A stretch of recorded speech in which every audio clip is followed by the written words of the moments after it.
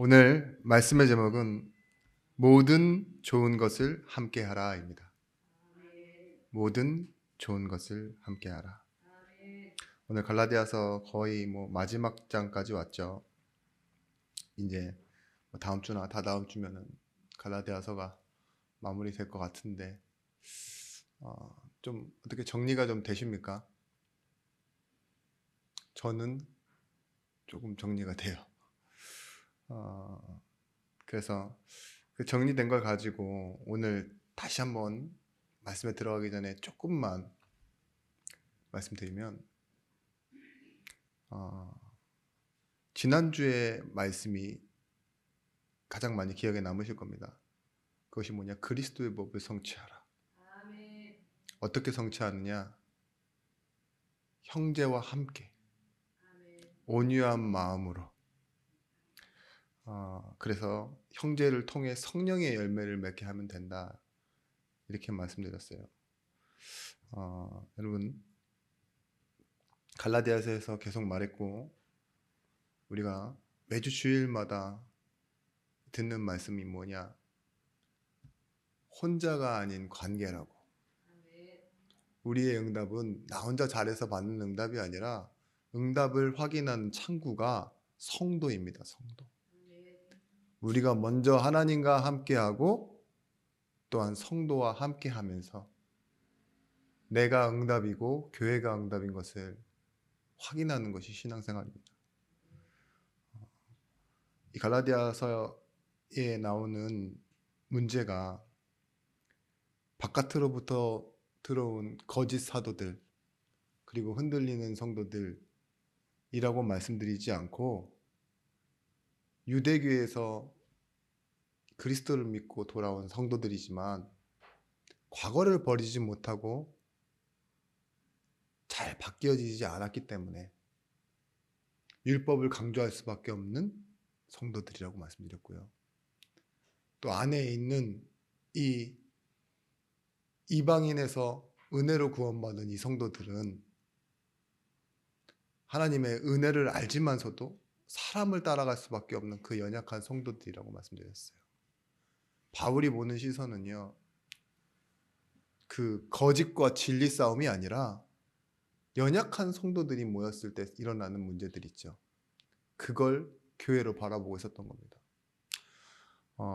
우리도 그럴 수 있습니다. 과거를 버리지 못해요. 그리고 그러다 보면 눈앞에 있는 가치와 사람을 따라갈 수밖에 없는 그런 신앙생활을 하게 됩니다.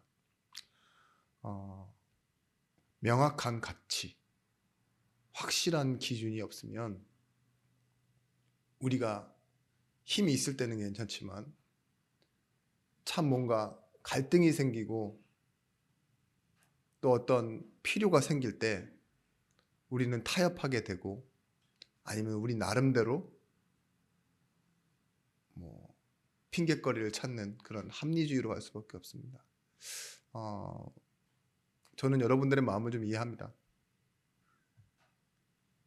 이 형편과 상황이 나는 그래도 돼, 다른 사람도 다 그렇게 하잖아 라고 하는 그런 때가 많이 보이지 않나요? 목사님도 그러더만, 이런 것들 있죠. 내가 지금까지 이렇게 살아왔는데 어떻게 한 번에 바뀌냐, 막 이런 생각도 들기도 하고.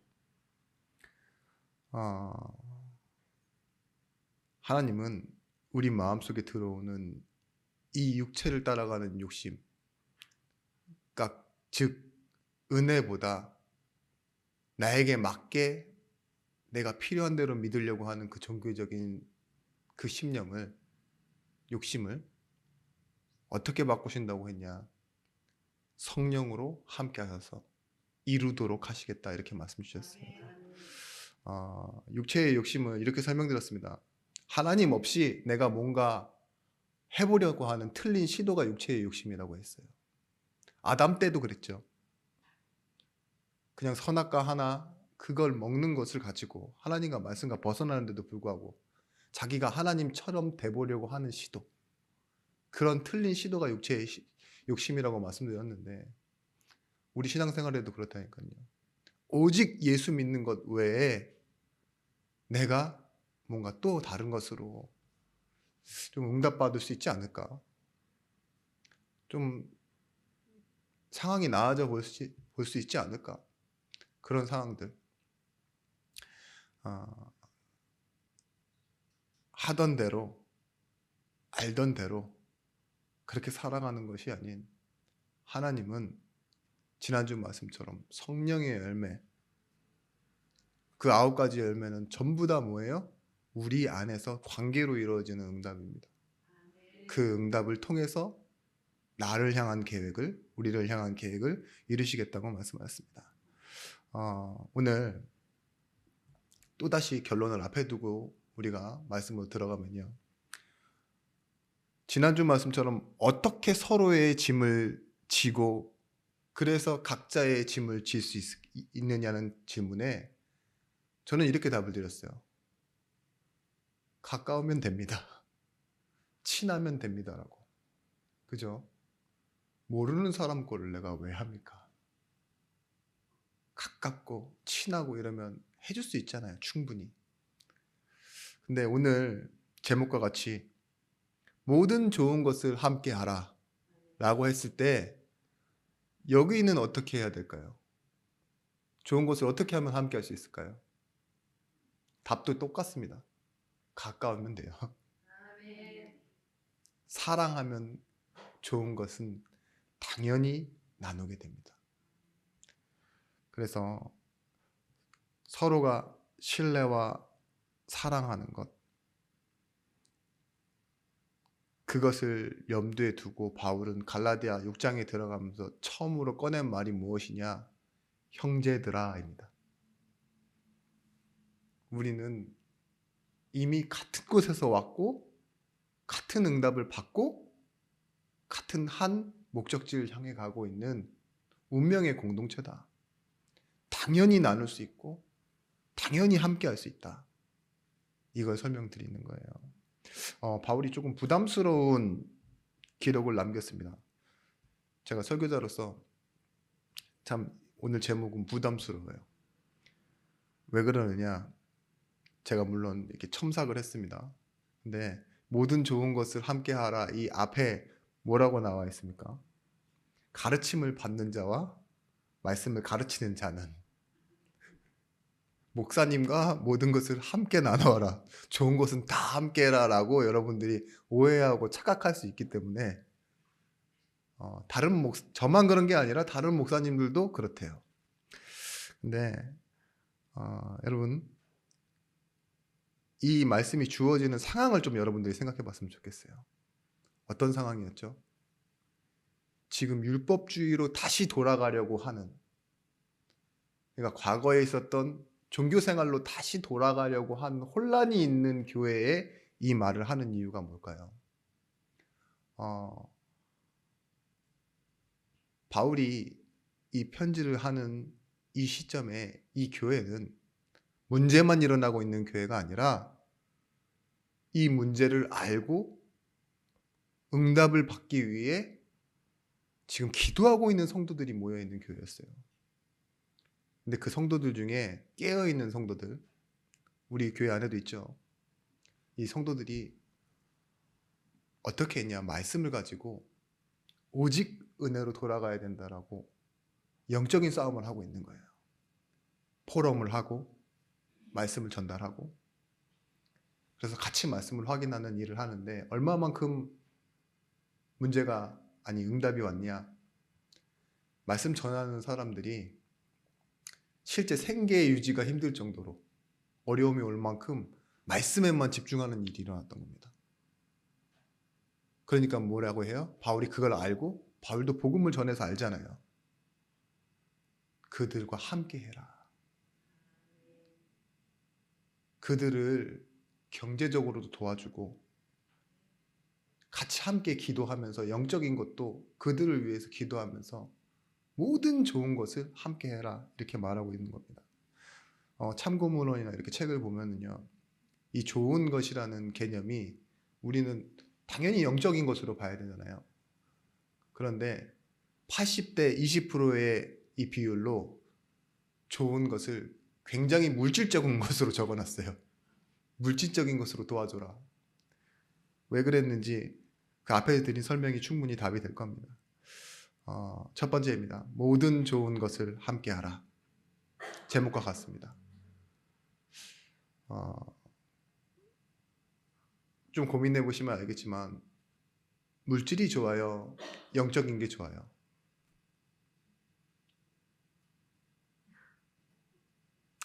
뭐 양심이 있으신 분들은 둘 다요라고 하겠지만 네?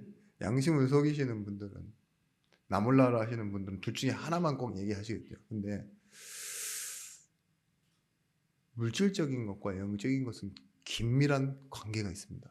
서로 떼어놓을 수가 없는 거예요, 사실은. 여러분, 남한테는, 특히 싫어하는 사람한테는 이건 영적인 겁니다. 싫어한다는 말은 조금도 내어줄 수 없습니다. 아까워요. 제 것이 안 들어가고 남이 남한테 하는 것도 꼴보기 싫어요. 그렇죠. 저런 나쁜 놈한테 왜 뭘 줘요? 막 이런 거 있죠. 마치 캣맘 얘기들처럼 고양이를 싫어하는 사람, 아니면 고양이가 막 문제라고 생각하는 사람이 고양이 밥 주는 거 싫어하잖아요. 자기가 주는 것도 아니면서. 그렇죠? 그런 것처럼 사랑하는 사람한테는요, 괜찮다 괜찮다고 하고 배불러 죽겠다 그러는데도 먹으려고 막, 그죠?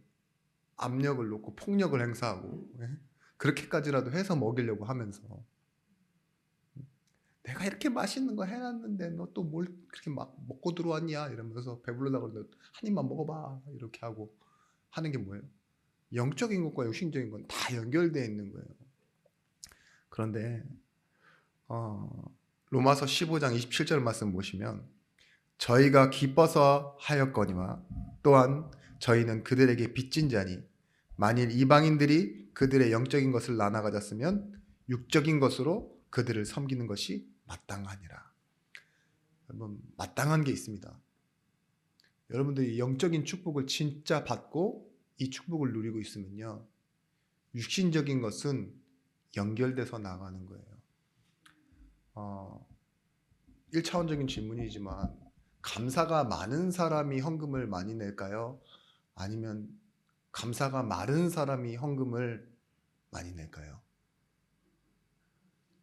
낸다라는 말이 좀 틀리긴 합니다. 진짜 하나님께 헌신할까요? 마땅히 감사가 많은 사람이 하겠죠. 그죠? 어떤 틀린 종교인들은 더 받기 위해서 쓸어 담고 빚을 져서 뭔가 헌신하는 그런 틀린 시도도 있어요. 제 아는 그 친구는 저한테 상담을 하더라고요. 자기가 대출을 받아서 지금 점을 보러 다닌다고. 목회자인 저한테. 그러니까 뭐 워낙 삶이 이렇게 엎치락 뒤치락 하니까 지금 이 질문을 하고 이 답을 해줘야 되는 대상이 누군지도 모르는 거예요. 내가 지금 점 보러 다닌다. 당연히 저는 예수 믿으라고 해야 되는데 저는 뭐라고 얘기할게요? 복채가 얼마길래 도대체 대출을 받아서 점을 보냐. 그만큼 네가 힘들구나 하고 이렇게 말았는데, 여러분, 바울이 이렇게 얘기하고 있는 겁니다. 복음을 받고 영적인 것을 누리는 축복이 확실하다면 육신적인 것은 당연히 나눌 수 있는 것이 마땅하다. 너희가 받은 축복이 영원한 축복이고 네 인생을 바꾼 새로운 진짜 큰 응답인데 육신적인 건 당연히 나눌 수 있어야 된다. 이렇게 얘기하고 있는 거예요. 이걸 뭔가 사회 공동체에서 나누는 그런 나눔, 복지 이런 것이 아닌 먼저 누린 자의 축복입니다. 먼저 누린 자가 이것을 나눠낼 수 있는 거예요. 거룩하고 구별된 자라는 뜻이 뭡니까? 드디어 우리에게는 진리가 있기 때문에 버릴 것도 있고 그리고 가질 것도 있는데 이것을 실제로 나눌 수 있는 힘이 생긴다는 거예요. 그래서 먼저 누리는 자의 축복입니다. 여러분, 은혜를 받으면 보답하고 싶죠? 조금이라도 뭐 내어주고 싶고 그런 거 있지 않아요? 부모님한테 받은 거는 뭐 다 잊어버려도 꼭 저기서 뭐 별것도 아닌 껌 하나 준 거라든지, 예? 뭐 누구한테 뭐 조금이라도 받아갖고 내 양심을 계속 건드리고 생각나게 하는 이쁜 사람은 꼭 뭔가 해주고 싶어요. 왜냐? 나중에도 또 도움이 될 것 같거든. 그런 생각 들지 않아요? 제가 카렌 선교를 갈 때 참 많은 생각이 들었습니다. 왜 이렇게까지 해야 되나? 물론 단기 선교인데 대학생이 가고 또 청년들이 가고 뭐 이런 것들은 이해가 가요. 여행도 가는데. 근데 꼭 아이를 데리고 오는 그 오지에, 물도 없고 전기도 없는 그곳에 꼭 아이를 데리고 오는 엄마들을 보면요, 제가 마음이 참 이상했어요. 왜냐, 비행기 값이 적은 돈이 아니거든요. 트럭을 타고 비행기를 타고 들어가는 시간은 거의 30시간인데 물도 전기도 없는 그곳까지 가서 돈을 그렇게 써야 된다라는 거. 근데 나중에 나올 때 있죠. 거기서 버텼던 것만도 참 대단한데 가지고 있던 거 다 털어놓고 나옵니다. 그러니까 여행 경비도 있어야 되는데 꼭 제가 이 한두 번 간 게 아니잖아요. 10년을 넘게 갔는데 저한테 꼭 와서 아이들이나 어른들이 꼭 물어보는 말이 있어요. 목사님, 돈 좀 있어요? 물어볼 사람한테 물어봐야지. 아니, 그래도 한 10만 원, 20만 원 정도는 남겨놓으라고 했잖아요. 이제 이렇게 미리 준비하시라고 했고 다 헌금하고 나왔어요. 자신들이 가서도 이미 큰 돈을 들이고 시간을 들여간 겁니다. 1년에 한 번 있는 휴가 그거를 모으고 모아갖고 2주 이렇게 가서 다 쓰고 오는 거예요. 고생만 하다 오는 거라고요. 빨리 집에 가고 싶다고 난리를 쳐요. 가면은 쉬지도 않아 애들이. 왜냐, 말릴 그런 구석도 없고 이 물이 우리가 생각하는 하수도도 아니니까 양치도 그 생수를 조금 하고 막 내팽개치고 자고. 저는 그렇게 참 공항에서 봤던 이쁜 여자애가 가니까 저랑 비슷한 남자애처럼 이렇게 나오는 모습을 보면서 와, 참 신기하다 했는데 뭐 하는 줄 아세요? 다 내놓고 와요. 은혜 받았다고. 그리고 은혜 받았다라기보다는요, 나보다 더 연약한 사람들을 봤기 때문에. 장로님 중에 한 분을 보면서 제가 참 많이 생각했는데요. 이분이 가방끈을 얼마나 짧게 매고 이렇게 붙이고 다니는지, 뭐 저런 분이 다 있지? 남자분인데. 근데요, 와서 잠시도 쉬지 않아요. 아이들을 만나고, 뭐 마을에 계시는 분들을 만나고 뭐 이것저것 다 물어봐요. 근데 제가 봤을 때 옆에서 이분 너무 업돼 있다. 좀 말리고 싶다. 그런 생각이 드는데 나중에 가서 보니까요. 자기한테는 이 시간이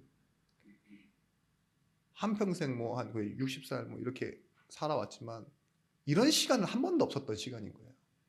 내가 선교에 나와서 이 선교지에서 진짜 하나님의 일로 내가 이 자리에 왔다라는 걸 뭔가 나는 확인하고 가야 된다 이거죠. 근데요, 그분이 아이들 사진을 찍고 학교를 알아가고 그리고 자녀 삼기를 했어요. 그래서 평생 이 아이의 학비의 일부분을 대는 거예요. 그걸 하기 위한 얼마 짧은 시간이니까요. 거기 가 있는 동안 이 아이들을 만나고 학교들 알아보고 돌아다니는 게 시간이 짧은 거죠. 근데 여러분, 그럴 수 있어요? 처음 본 아이, 그리고 다신 돌아와서 몇 년 동안 만나지 못하는데 이름만 알고 가고 사진 한 장만 가지고 가는 그 아이를 가족 삼고 학비를 대고, 모르겠어요. 교회에서는 어떻게 하시는지 모르겠는데 저 멀리로 내 한 달의 벌이의 일부를 계속 보내는 거예요. 그럴 수 있을까요? 저는 그런 경우 여러 번 봤거든요, 지금. 왜 그럴 수 있을까요? 먼저 축복을 받은 자이기 때문에. 먼저 그 축복을 아는 자이고 나눌 수 있는 힘이 생긴 자이기 때문에 그렇습니다. 여러분, 확정된 자입니다. 은혜로 받은 것은 육신으로 내어놓고 나누는 것은요, 어려운 일이 아니에요, 사실. 복덕방이라고 하죠, 복덕방. 교회가 복덕방입니다. 복을 받고 떡을 나누는 곳. 우리 교회 복덕방이잖아요. 점심 먹고 떡도 먹고 예배 시간에 졸고 좋은 곳입니다. 저는 근데 떡이 나오면 참 좋아요. 근데 예전에 뭐라 했죠? 성만찬 할 때 떡을 떼고 나누잖아요. 애찬식을 하고. 이게 성만찬이라고 했는데 교회는 그래요, 원래. 기쁨을 나누는 곳이에요. 기념하는 곳입니다. 그래서 나눌 때 진심으로 부유하게 되는 것을 누릴 수 있는 곳이 바로 교회예요. 예전 늘 말씀드렸던 그 1900년도 초대교회사에 있는 강원도의 종순일 씨. 이분이 돈이 엄청 많은 사람이었는데 강원도에서 이 사람에게 돈 안 빌린 사람 없다 할 만큼 부자였는데 하나님이 이분에게 은혜를 주시고 예수 믿게 하시니까요. 이분이 어떻게 하셨어요? 모든 빈문서를 가지고 나와서 다 불살라버렸어요. 갚을 필요 없다고. 10,000달란트 빚을 탕감받은 자의 그 말씀 듣고요. 나도 그런 사람이다. 영원한 문제를 해결받았고 영원한 생명을 얻었다. 이 땅에 있는 것 나에게 빚진 사람도 있죠. 다 나눠준다. 그리고 뭐 했어요? 같이 모였던 함께하는 사람들에게 이 정말 하나님 앞에 살아가자 이래갖고 애신, 능순, 충봉, 은, 경 같은 자를 다 주머니에 넣고 기도한 후에 제비 뽑아서 그걸 자기 이름으로 만들었어요. 부모가 주어주신 이름도 있지만 카톨릭 세례명처럼이 아닌 하나님 앞에서 난 이렇게 살아가겠다. 충성되며 능력으로 살고 순종하며 봉사하며 은혜로 살겠다 이래가지고 자기 이름에 이걸 다 집어넣고요. 검은 옷을 입고 다녔는데요. 이들을 보고 예수 안 믿는 사람들은 뭐라 했냐? 검은 개들. 제사도 안 지내는 나쁜 것들. 옛날 시대니까. 부모도 조상도 몰라보는 이 개들. 이런 소리를 들었지만 이들이요. 한국교회, 초대교회를 세우는 홍우교회 사람들이 되어졌습니다. 여러분, 말로만 나누고 싶은, 내가 원하는 사람한테만 선별해서 나눠주고 싶은 그런 축복 말고요. 진짜 하나님이 원하시는 곳에 여러분들의 인생을 드릴 수 있는 먼저 된 축복받은 자, 그것을 누려가는 자 되시길 예수 그리스도 이름으로 축원합니다. 고린도후서 9장 7절에서부터 9절 말씀에 각각 그 마음에 정한 대로 할 것이요 인색함으로나 억지로 하지 말지니 하나님은 즐겨내는 자를 사랑하시느니라. 하나님이 능히 모든 은혜를 너희에게 넘치게 하시느니 이는 너희로 모든 일을 항상 모든 것이 넉넉하여 모든 착한 일을 넘치게 하려 하심이라. 기록된 바 그가 흩어 가난한 자들에게 주었으니 그의 의가 영원토록 있느니라 함과 같으니라. 하나님은요, 우리에게 불을 주시고 가두어 두시는 게 아니라요, 이걸 주실 때요, 흘려보낼 응답을 주시는 거예요. 여러분, 혹시 경제 응답을 받으신다면, 정정하겠습니다. 혹시가 아니라 확실히 받으신다면, 반드시 흘려보내시기 바랍니다.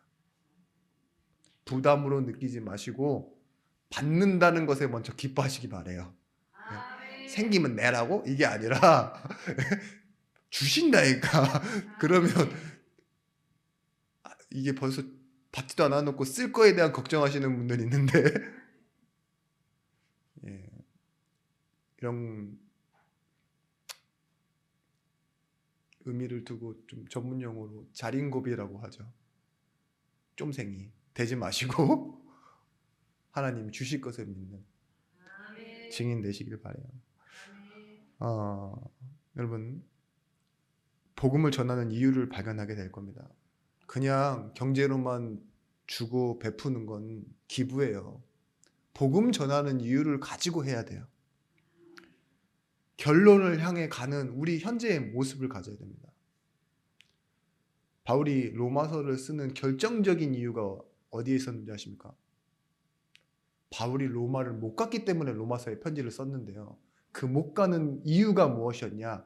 바울이요, 계속 늦어지는데 마지막까지도요, 예루살렘에 이 안디옥 교회의 연보를 가져다 줘야 됐기 때문에 그래요. 이 연보, 성도들이 낸 교회의 헌금을 바울이 직접 들고 가지 않으면 예루살렘 교회가 시험 들까봐 직접 가지고 간 거예요. 바울이 이 자식이 교만하네? 이럴지 모르잖아요. 그죠? 우리가 정통인데. 근데 뭐라고 했어요? 예루살렘 교회를 살리고 돌보기 위하여. 나중된 이 안디옥 교회 있죠. 이 교회가, 이방인들이 모인 교회가 뭐예요? 원래 본교회 예루살렘 교회를 돕는 연보를 냈다니까요. 근데 그걸 대표성 있는 바울이 가져가야지만 받는 사람도 시험 들지 않기 때문에 바울이 거기를 가기 위해서 로마에 못 갔어요. 그것 때문에 쓰여진 게 뭐냐? 로마서입니다. 로마에는 이미 누가 가 있어요? 바울의 모든 동역자들이 16장에 보시면 다 먼저 가 있어요. 자, 보십시오. 돕는 일 때문에 만들어진 복음의 가장 핵심이요 진주라고 말하는 로마서도요, 사람 때문에, 성도 때문에 쓰여진 서신서입니다. 마찬가지예요. 여러분의 인생의 스토리들은요, 여러분들이 잘한 성공과 장점, 특별함 내지는 어떤 계기로 만들어지는 게 아니라요, 교회는요, 우리 안에서 서로를 돌보다가 만들어지는 그 히스토리, 하나님의 일들, 그것 때문에 여러분들은 반드시 축복받게 될 줄 저는 확신합니다. 여러분, 로마서 15장 28절 29절 말씀, 그러므로 내가 이 일을 마치고 이 열매를 그들에게 확증한 후에 너희에게 들렸다가 서바나로 가리라. 보십시오. 바울은요, 로마를 들렸다가 서바나로 갈 계획까지도 갖고 있어요. 복음을 전할 계획. 내가 너희에게 나아갈 때에 그리스도의 충만한 복을 가지고 갈 줄을 아노라. 돈은, 연보는 다 예루살렘에 주는데요, 바울이 이 맨몸으로 로마로 가고 서바나로 갈 때 뭐라고 해요? 그리스도의 충만한 복으로 너희에게 나아갈 것이다. 이것이 뭐예요? 모든 좋은 것을 함께 하는 겁니다. 여러분, 저는 모든 좋은 것이 결론적으로는 그렇다고 생각해요. 여러분들이 예배하는 것만큼 좋은 게 없습니다. 이 예배하는 걸 성도들과 나누고 저 밖에 지금 예수 모르는 사람들과 나눠야 돼요. 그러려면 오늘 확증하십시오. 내가 받은 축복과 내가 나눌 축복이 무엇인지 오늘 확증하시는 날 되어지기 바랍니다. 두 번째, 모든 아픔도 같이 하라입니다. 갈라디아 6장 7절 말씀, 무엇을 심든지 그대로 거두리라. 스스로 속이지 말고 하나님은 업신여김을 받지 아니하신다. 사람이 무엇으로 심든지 그대로 거두리라. 당연한 말이죠. 그런데 이 바울이 복음을 전한 이 연대기적으로 제가 한번 고민을 했어요. 그것이 뭐냐? 갈라디아 교회와 빌립보 교회의 이 시점이 차이가 얼마나 날까? 그래서 확인해 본 결과 거의 비슷한 시점이더라고요. 거의 비슷한 시점. 그런데 아픔을 같이 했던 사람 하면 생각나는 사람이, 저는 첫 번째로 브리스길라 아굴라 같은 사람. 왜냐? 바울이 로마서에 나를 위해 생명도 내어놓은 자라고 했으니까. 근데 빌립보 교회의 성도들 중에 바울이 옥에 갇혀 있을 때, 에베소의 가이사랴 감옥에 갇혀 있었습니다. 그때 직접적으로 이름을 말하면서 감사하고 그리고 돌려보내는 것으로 인해서 너무 미안하다라고 말하는 사람이 한 사람 있어요. 바울이 놀랬던 사람, 에바브로디도입니다. 감옥까지요. 그 돈을 빌립보 교회 사람들이 헌금한 그 돈을 갖고 온다는 건요, 진짜 위험한 일입니다. 지금처럼 저희가 뭐 비행기 교통수단을 타고 이렇게 움직이는 게 아니라 돈을 가지고 움직인다는 건요, 강도의 위협과, 그죠? 그리고 걸어서 간다는 거 있죠. 며칠씩, 뭐 한 달씩 그렇게 걸어가야 되는데 그렇게 걸어가서 에바브로디도가 감옥 안에 같이 있기까지 했어요. 아픔을 같이 한 거죠. 축복을 같이 한 거고요. 근데 죽을 병에 걸렸다고 하니까 바울이 너무 놀라서 기도하고, 근데 하나님 은혜를 주셔서 살리셨다고 그 내용이 나오는데요. 여러분, 제가 왜 이 말씀을 드리느냐, 바울이요, 사명 때문에 핍박받는 거는 어떻게 버텼습니다. 제가 봤을 땐. 근데요, 바울뿐만 아니라 바울 주변에 있는 모든 사람들도요, 어디에서 넘어지느냐, 예수 안 믿는 사람들이 핍박하는 건 잘 참고 견디는데요, 예수 믿는 사람들 안에서 일어나는 갈등에서 넘어져요. 그죠? 그리고 이 사명은 버텨내면서 뭐예요? 사람이 주는 문제에서는요, 우리는 때론 시험에 들 때가 있습니다. 그가 병들어 죽게 되었으니 하나님이 그를 긍휼히 여기셨고 그뿐 아니라 또한 나를 긍휼히 여기사 내 근심 위에 근심을 면하게 하셨느니라. 여러분, 바울이요, 빌립보 교회를 통해서 진짜 받은 응답은 치유입니다. 왜냐? 이 빌립보 교회가 바울을 사랑했거든요. 그래서 뭐 했죠? 바울이 이 교회를 보면서요, 자신의 모난 부분과 이 살아왔던 과거가 바뀌기 시작했어요. 아, 예수 믿는 것으로 성도가 하나 된다는 게 이런 것이구나. 바울이 얼마나 사랑받았습니까? 빌립보 교회에서. 힘에 격도로 극심한 가난이 있었던 그 빌립보 교회가요, 뭐예요? 기쁨으로 연보를 보냈대요. 그런 교회가 힘 있는 교회 빌립보 교회였습니다. 힘의 격도로 극심한 가난이 왔는데 뭐하는 교회? 진짜 헌신할 수 있는 교회, 나눌 수 있는 교회. 바울을 향해서 계속 뭐예요? 문제가 있어요. 막 루디아와 순두개가 싸우잖아요. 그런데도 뭐예요? 그런데도 불구하고 헌금을 하는 교회라니까요. 갈등이 있는데도. 여러분, 어떻게 그럴 수 있습니까? 아픔을 나누면 됩니다. 무엇을 목적하는지 살피는 게 바로 아픔을 나누는 겁니다. 갈라디아 5장 22절 23절 지난주 말씀이죠. 성령의 열매의 항목 중 공통점이 뭐냐? 대인용이라는 겁니다. 대인용. 자기가 사용하는 게 아니라, 그러니까 집으로 치면 실거주자가 아니라 뭐예요? 전세. 남을 위해 사용하는 게 뭐예요? 사랑과 희락과 화평, 온유와 충성과 충원절, 충성과 온유와 절절, 네? 오래 참음과 자비와 양선, 다 남을 위해 사용하는 거잖아요. 그죠? 마찬가지입니다. 아픔은 나눔을 통해서 열매 맺습니다. 그리고 함께 하는 겁니다.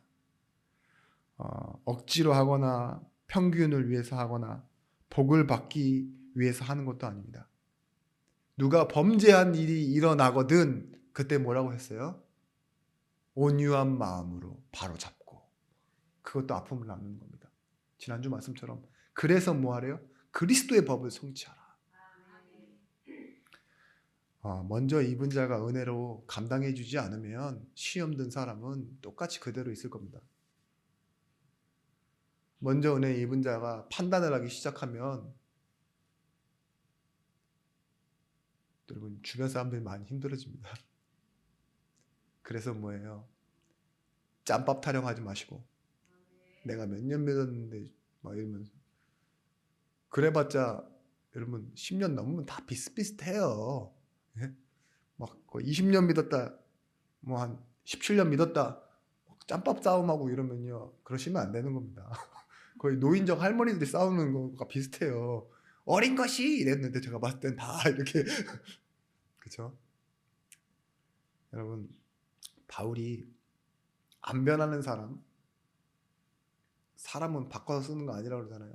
그만큼 세상의 논리로 봤을 때는 싫은 사람, 무서운 그리고 틀린 일을 하는 사람들, 그런 사람을 보면서도요, 낙심하지 않았습니다. 왜냐? 자기가 그런 사람이었기 때문에. 시편 126편 6절 말씀에 울며 씨를 뿌리러 나가는 자는 반드시 기쁨으로 그 곡식단을 가지고 돌아오리로다. 울며 씨 뿌리러 나가야 되는 상황이 뭡니까? 우리 교회 신앙생활하는 거예요. 마음에 안 들고 안 맞고 그래도 여러분 울며 씨 뿌리십시오. 그리고 거두러 가는 겁니다. 우리는 진짜 열매는요, 내가 오늘 기분 좋아서 내 마음이 조금 안정되어서 할 수 있는 게 아니에요. 때로는 아프고 걸리고 답답해도요, 교회를 향한 응답과 성도를 향한 응답, 특히 나 자신을 향한 응답을 놓치지 마십시오. 바울이 로마서 8장 39절 말씀처럼 자신을 향한 하나님의 방법을요, 설득이라고 얘기했어요. 믿음에서 믿음으로, 은혜로 말미암아 믿음으로 하나님은요, 그렇게 설득해 놓으셨던 것처럼 내가 확신하노니 설득되었다, 이 소리예요. 그 어떤 것도 하나님의 사랑에서 끊을 수 없다. 그래서 내가 뭐 한다는 거예요? 결국은 너희를 포기하지 않고 설득하겠다, 이 소리예요. 그게 바울의 사역이었습니다. 아픔을 나눈다라는 건요, 여러분, 성도를 향해 오늘 이 말씀처럼 끝까지 설득해내는 겁니다. 말씀 전하는 자가요, 포기하면요, 말씀 안 받는 자는 끝나는 거예요. 그래서 뭐예요? 말씀 전하는 자가 힘이 있어야 됩니다. 오늘 여러분, 제가 말씀 전하는 자가 아니라 여러분이 말씀 전하는 자예요. 그래서 뭐 하래요? 모든 좋은 것을 함께 하라. 여러분, 빚진 자의 마음으로 사셔야 됩니다. 마르틴 루터가 이렇게 얘기했습니다. 만유의 주를 만난 사람은 아무에게도 종속되지 않는다. 그러나 그리스도를 만난 사람은 모든 사람에게 종속되어 살아간다. 사람에게는 빚이 없으나 그리스도에게 받은 은혜가 우리를 빚진 자처럼 살아가게 한다, 이 소리죠. 여러분, 세 번째 기억해야 될 것은 무엇이냐? 하나님의 뜻 안에서 길을 본 자입니다. 하나님의 뜻 안에서 길을 본 자이기 때문에 모든 좋은 것을 함께 할 수 있습니다. 오늘 갈라디아 6장 9절 말씀처럼 모두 우리가 선을 행하되 낙심하지 말지니 포기하지 아니하면 때가 이름에 거두리라. 낙심하지 말래요. 왜 낙심하지 말아야 되느냐? 우리는 희망으로 사는 사람이 아닌 소망으로 사는 사람입니다. 희망은요, 바람이에요. 실체도 없는 거. 근데 소망은 무엇이죠? 분명한 실체가 있는 하나님의 약속이에요. 소망을 가지고 낙심하지 마십시오. 이 낙심을 바울이 낙심하지 마 이렇게 얘기한 건요, 1세기의 헬라 문화에서는 그 낙심이라는 단어가 이런 의미를 갖고 있어요. 이 원형 경기장에서 검투사들이 싸울 때요, 마지막에는요 힘이 빠지잖아요. 그러면요 손방패를 내려요. 그럼 뭐 하는 거예요? 바로 공격받는 거잖아요. 그게 낙심이에요. 권투하다가 가드가 딱 풀리면 어떻게 돼요? 그게 힘이 없는 거죠. 그리고 넘어지는 거잖아요. 맞고. 이 손이 내려오는 거 있죠. 방어될 힘을 잃어버리는 걸 보고 낙심. 말씀으로 무장하셔야 돼요. 그리고 내 있는 여유와 의지로 가지고 싸우는 게 아니라요, 내 안에 진짜 감사가 있는지를 한번 확인해 보셔야 됩니다. 감사야말로 완벽한 뭐죠? 완벽하다기보단 진정한 하나님이 주시는 방패예요. 방패. 믿음의 방패. 말씀에 거할 때. 여러분, 그래서 기회를 놓치지 마십시오. 갈라디아 6장 10절 말씀처럼 모든 이에게 착한 일을 하되 더욱 믿음의 가정들에게 할지니라. 이건 기회입니다. 기회의 반대말은 뭐죠? 안 하면 위기란 말이에요. 오늘 여러분들이 눈을 뜨고 확인하시는 날 되시기 바라요. 그리고 감당하고 감사하십시오. 여러분, 조건과 상황으로는 누구나 할 수 있어요. 있을 때 하고 없을 때 못하고. 그거는요, 감당하는 게 아니라 형편으로 하는 거예요. 근데 내가 없는데 상황이 안 좋은데 하는 건요, 감당하는 겁니다. 그걸 보고 뭐라 하죠? 그릇. 그릇의 크기를 키우시고 그 그릇을 채우시는 하나님의 능력을 바라보셔야 돼요. 상황을 좋게 해달라고 기도하지 마시고 바울처럼요, 내게 능력 주시는 자 안에서 내가 모든 것 할 수 있기에 내게 먼저 일체의 비결, 자족하는 것, 그래서 감당할 수 있습니다 라고 고백할 수 있는 신앙의 고백을 여러분들 달라고 구하시면 됩니다. 바울은요, 시간, 경제, 이 관계를 세 가지로 생명으로 확인했습니다. 세 가지를 생명으로 바라봤어요. 부자 청년은 자기가 가진 것 때문에 근심하고 염려하면서 돌아갔지만 바울은 이렇게 고백하죠. 내가 달려갈 길과 주 예수께 받은 사명, 그 은혜의 복음을 마치려 하면은 내 생명조차 조금도 귀한 것으로 여기지 아니한다. 가진 것 때문에 아까워서 아쉬워하고 갈등하며 돌아가는 사람이 있는 반면에 복음을 위해서는요, 내가 가진 전부인 내 생명조차 귀한 것으로 여기지 아니한다. 이건 뭐죠? 존재가 되는 겁니다. 상황이, 사람이 하는 거에 따라 여하 바뀌는 것이 아니라요, 자기 자신이 능력인 사람, 자기 자신이 존재인 사람이 되어지는 것이죠. 결론적으로 우리는 맡아서 전달하는 자, 빚진 자입니다. 로마서 8장 12절 말씀에 그러므로 형제들아 우리가 빚을 진 자로 돼 육신에게 져서 육신대로 살 것이 아니니라. 여러분, 가장 큰 계명은 하나님 사랑, 이웃 사랑이잖아요. 그죠? 하나님을 사랑하는 그 힘이 나에게 무엇이 되는 거예요? 이웃을 사랑할 수 있는 힘이 되어지는 거예요.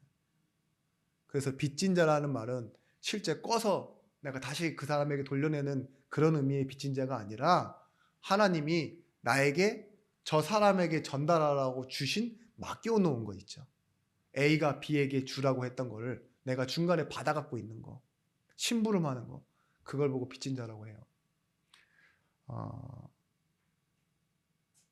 여러분, 감사, 이걸 가지고 있는 사람이 빚진 자입니다. 감사가 없는 사람은요, 다 내 거라고 생각해요. 잠깐 맡아놓고서도 잘못된 주인의식으로 자기가 갑질하고 내 거라고 착각하고 이러는데요. 제가 얼마 전에도 말씀드린 적 있지만 제가 좀 운동을 알려드린 집사님이 있어요. 저희 교회 분은 아닌데 저희 선배였고 알던 분이었는데, 네, 이분이 몸무게를 거의 100kg대 비슷한 데에서 이렇게 내려오셨어요. 정상 체중보다 좀 더 내려왔어요. 대단하죠. 근데 저도 그런 일 있으면 보람 있습니다. 말씀 듣고 운동 같이 하고 건강을 찾고. 네, 이분이 어느 날 보니까 폐에 이렇게 섬유종?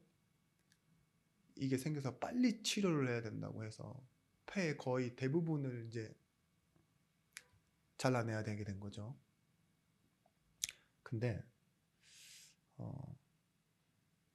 그렇게 큰 수술을 바로 해야 되는데 저한테 하는 말이 뭐냐, 자꾸 딸 걱정을 하는 거예요. 딸은 아직 어리고 학교도 가야 되고 감기도 걸렸고 막 이런 얘기를 하는 거죠. 자기 없으면 계속 우는 그런 딸이라고. 아픈 딸이니까 나 마음에 계속 걱정된다고.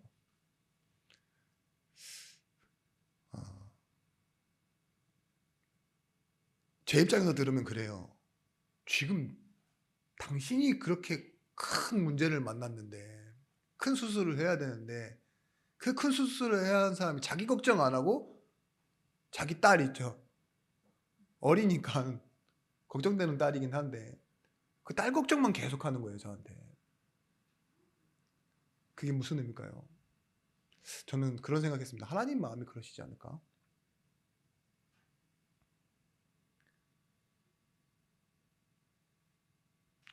수술하고 나서도 아들이랑 딸이랑 그 줄넘기 대회에 나간 얘기만 하더라고요. 자기가 중요하지 않은 거예요. 뭐 때문에? 사랑하는 대상이 계속 보이기 때문에. 내가 책임져야 하는 사람이 있기 때문에. 그죠? 그게 무엇일까요? 저는 사명이라고 생각합니다.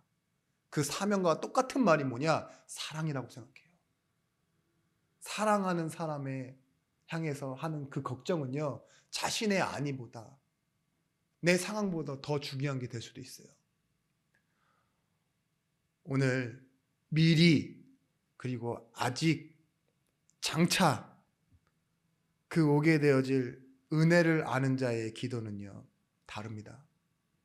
사랑하기 위해서 기도하는데요, 사랑하는 삶의 기도가 시작되는 거예요. 사랑하기 위해서 기도했는데 뭐예요? 사랑하는 사람을 향한 기도가 나오기 시작하는 거예요.